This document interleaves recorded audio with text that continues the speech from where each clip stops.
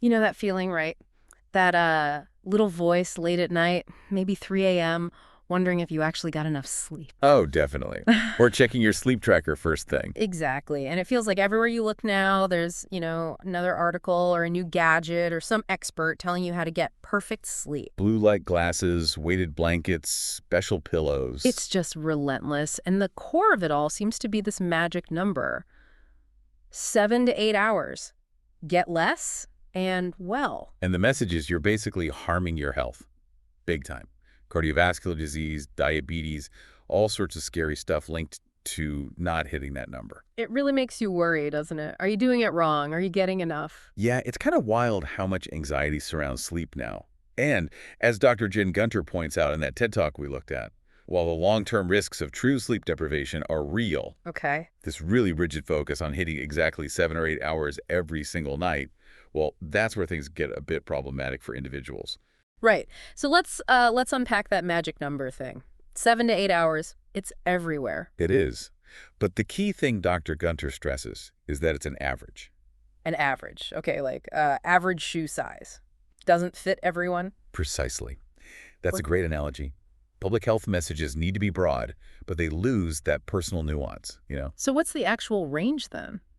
Well, that's the interesting part. It varies. Some adults genuinely feel great and function perfectly well on 6 hours, maybe even slightly less sometime. Really? 6. Yeah. And others genuinely need that full 8, maybe even a bit more, to feel their best. Focusing only on 7 to 8 just ignores this natural, healthy variation between people. And this obsession with the number, it seems like it's backfiring for some people. Absolutely. Dr. Gunner calls it doomsday messaging. Yeah. Sleep perfectly or face the dire consequences. That sounds incredibly stressful, especially if you're already having trouble sleeping. Exactly. It just adds another layer of pressure. And think about all the sleep tracking devices out there now. Oh yeah, everyone seems to have one. What was that stat? Like 21% of US adults back in 2019? Yeah, and I bet it's way higher now. And look, the data can be interesting, seeing your sleep stages and all that, but it can also seriously fuel this fixation we're talking about. Okay, so this is where that term comes in. Orthosomnia. I read about that. What exactly is it? It sounds like trying too hard. That's pretty much it. Orthosomnia is this preoccupation, this almost obsession with achieving perfect sleep based on the data from your tracker. Like you see you only got 6 hours and 45 minutes and immediately feel bad about it, even if you feel okay. Exactly that. You focus so much on optimizing the numbers, REM sleep, deep sleep, total time, that the anxiety about not hitting those numbers ironically makes your sleep worse. Wow, so the tool meant to help could actually be making things worse. The anxiety about the sleep is the thing stopping the sleep. It really can be. It's like trying desperately to relax. The effort itself creates tension. So for anyone listening who finds themselves glued to their sleep stats and stressing about small dips, maybe it's worth asking if it's truly helping. Or maybe take a break from the tracker for a bit. See how you feel without that data point every morning. That could be a really useful experiment for some people. Okay, so if we shouldn't be laser focused on the hours, what should we pay attention to? I know Dr. Colleen Carney, the sleep researcher, had some thoughts on this. Yes, Dr. Carney's approach is really refreshing.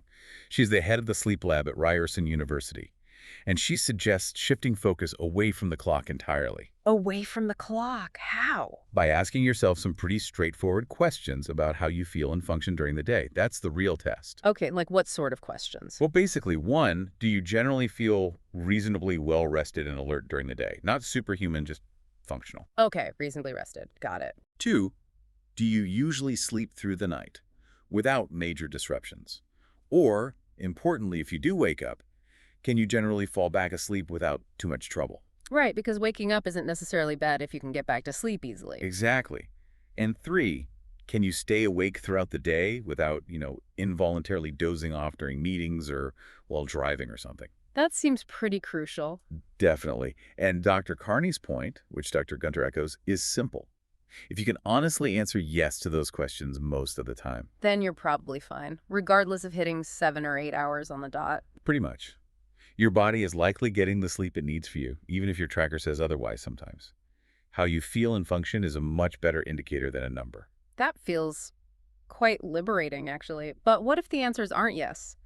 What if someone is genuinely struggling, feeling tired all the time, can't sleep through the night? Yeah, that's the important flip side.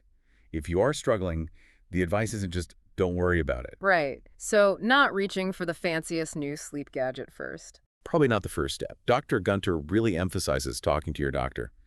Rule out any underlying medical stuff first. Sleep apnea, restless legs, thyroid issues, things like that. Makes sense. Get the medical check done. And then, instead of just trying random supplements or hacks you saw online, look towards evidence-based approaches. The American Academy of Sleep Medicine had actual recommendations. Things that have research behind them. Exactly. And one of the most effective things mentioned is something called cognitive behavioral therapy for insomnia, CBTI.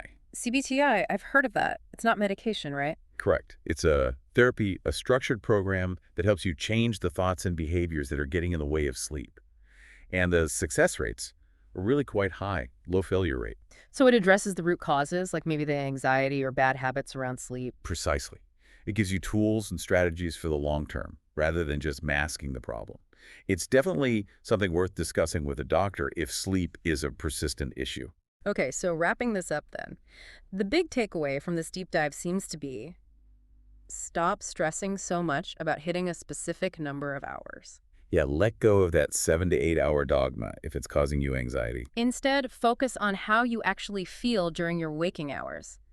Use Dr. Carney's questions as a guide. Do you feel reasonably rested? Can you get through the day without nodding off? Do you generally sleep okay or get back to sleep if you wake? Those are your key indicators. If the answer is yes, you're likely doing okay on the sleep front. And remember, the anxiety about not sleeping well can be one of the biggest things keeping you awake. It's a vicious cycle. It really makes you think, exploring Dr. Gunter's points. This whole quest for optimized sleep with all the tracking and the pressure, could it actually be making it harder for us to just rest? It's a really provocative question, isn't it? Is the obsession the enemy of the goal? Maybe it's time for some of us to step back from the data overload, tune into our own bodies, and just ask, how do I feel today? That might be the most reliable sleep tracker we have. Something to definitely mull over.